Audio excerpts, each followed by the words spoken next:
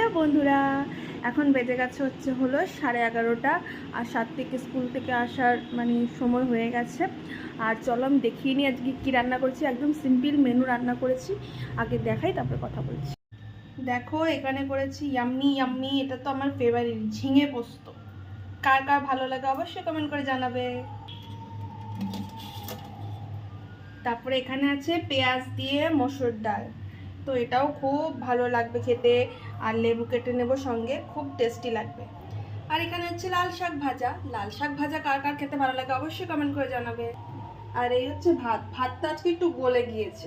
তোমরা দেখতেই পেলে যে আজকে একদম সিম্পল মেনু রান্না করেছি। আর আমি এখন এই গরমে হালকা পাতলাই রান্না করছি। যখন একটু বৃষ্টি টিষ্টি ওয়েদার হয় তখন একটু ভালো মতন রান্না করি, পেঁয়াজ রসুন যেগুলো হয়, যেগুলো রিচ গ্রেভি, মাছ মাংস ডিম ওগুলোই রান্না করি। তাছাড়া আমি এই গরমে হালকা পাতলা করার চেষ্টা করি।